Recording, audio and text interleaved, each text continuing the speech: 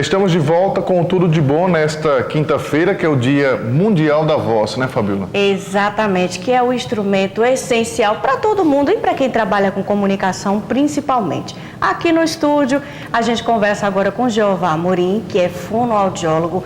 Bom dia, Jeová. Bom dia, Fabíola. Bom dia, Márcio. É um prazer poder estar de volta, estar conversando com vocês sobre essa questão da voz e sobretudo hoje, né, que é o Dia Mundial da Voz, o que me deixa muito feliz porque é uma iniciativa de brasileiro que o mundo comprou. Então, desde 1999 que a gente lançou o Dia Mundial da Voz e o mundo abraçou essa causa em função da importância que a voz hoje representa na vida das pessoas. E a gente falava agora há pouco sobre tomar água para deixar os nossos rins funcionando bem. Isso vale para a voz principalmente, né? Isso, a água é o combustível da voz, né? Então a gente hoje não tem assim uma medida, por exemplo, eu quero que você beba 3 litros de água, 2 litros de água. Hoje nós dispomos de pesquisas que sinalizam para cálculos que a gente pode fazer e definir a quantidade de ingesta hídrica que você precisa. Dependendo da profissão, por exemplo. Dependendo da altura, do peso, do grau de demanda vocal, as coisas que você vai estar exposta, como por exemplo o ar-condicionado, que a gente sabe que resseca bastante o trato vocal. O recomendado, uma média de 2 litros por dia. Isso, de 2 a 3 litros é a média que a gente sempre sinaliza, mas está atento a alguns marcadores fisiológicos. Por exemplo, o organismo ele dá alguns sinais. Se a urina está amarelada, eu preciso aumentar a ingesta de água. Se a minha saliva está grossa, eu preciso ingerir água. E se a minha boca está seca, ingerir água. Então o organismo, ele sempre de alguma forma, ele sinaliza o que eu preciso fazer, né? Não adianta eu tomar 3 copos de água de manhã, 2 copos à tarde e 2 à noite. Então essa ingesta hídrica, ela não funciona, porque ela termina sobrecarregando o órgão que estava sendo discutido agora há pouco, né? Que é a questão do rim. Como a gente está falando sobre água, existe digamos, um mito para quem trabalha com a voz profissionalmente, que é água gelada ou água natural. E aí? Então, essa questão do gelado, ela é muito relativa, né? Porque nós temos pessoas que têm uma resistência altíssima para o gelado, que elas conseguem quebrar o gelo na própria boca. E a gente tem pessoas que têm resistência baixa. Então, na verdade, a gente está atento, prestar atenção ao nosso organismo, né? Se eu tenho resistência baixa, eu vou evitar o consumo excessivo de gelado. Se eu tenho resistência alta, eu vou manter o gelado. Mas a dica é sempre, se eu vou ingerir bebida gelada e eu tenho resistência baixa, segura um pouquinho na boca e deglute, porque os receptores de temperatura, eles estão na língua. Então não tem necessidade de eu ingerir uma bebida gelada de uma vez só. Né? Coisa que todo mundo costuma fazer. Quando começa a ficar rouco, aí lança a mão do gengibre e da própolis. Ajuda realmente? Então, o gengibre, na verdade, ele acaba mascarando um problema, né? Porque ele tem aquele efeito de arder, então aquilo acaba por mascarar. E atrelado a esse mascaramento do problema, ele agride a mucosa. A mucosa da laringe, do trato vocal, ela é muito sensível. Então, quando eu coloco uma substância como o gengibre que queima, termino irritando mais.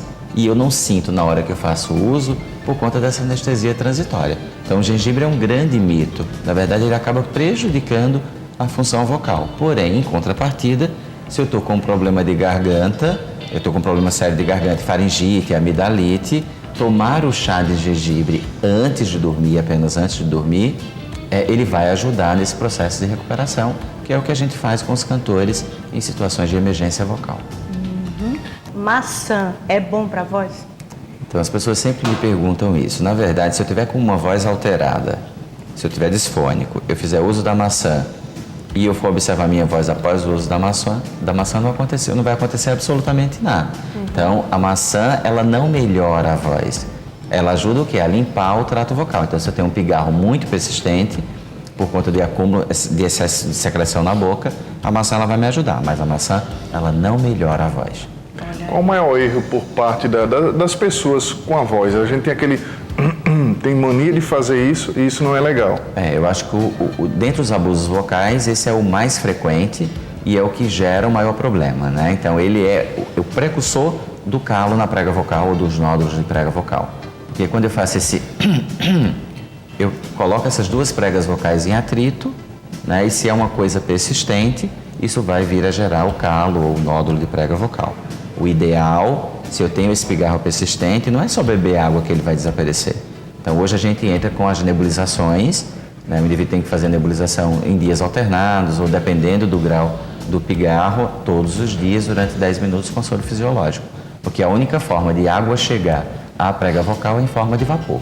E eu acho que tentar se policiar também no volume da voz. Eu acho que tem pessoas que falam muito alto e não se percebem fazendo isso. Exatamente. Né? Por exemplo, eu tenho que pensar, por que eu estou falando alto?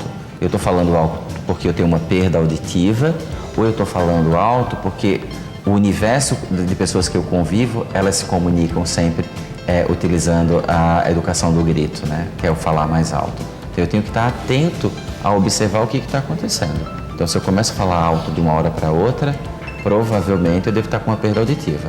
E eu posso passar uma imagem, às vezes, não tão boa para o outro. Porque se eu falo muito alto, as pessoas vão dizer assim, que eu não tenho uma boa educação, que eu não respeito o espaço do outro. Lá vem fulano que fala alto demais.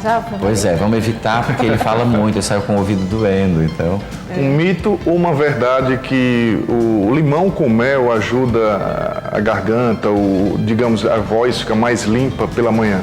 Então, na verdade, essas receitas caseiras, nós não temos pesquisas que comprovem a ação benéfica ou maléfica dessas substâncias. De um modo geral, a gente sempre pede para evitar, porque a gente não sabe o impacto que isso vai ter. Óbvio, a gente sabe que o mel é um selante natural, é um cicatrizante interessante, mas se eu tomar mel, por exemplo, se vocês tomarem uma colher de mel e vierem apresentar o programa, vocês vão ficar pigarreando o tempo todo. Porque o mel, ele vai deixar a secreção da boca de vocês mais grossa, igual o chocolate, e vocês vão ficar pigarreando. Ou seja, termina ficando uma comunicação não tão agradável. Então o chocolate não é muito bom para a voz? Eu não tenho posturas proibitivas com os meus pacientes, mas de um modo geral eu peço para eles evitarem chocolate. E leite? Isso, chocolate e derivados de leite, como iogurte, queijo, antes de utilizar a voz, eu peço para evitar, porque deixa a saliva muito grossa. Cigarro e álcool. Então, essa combinação, ela é perversa, né? Porque ela é responsável pelos casos de câncer de laringe que vem crescendo significativamente no Brasil.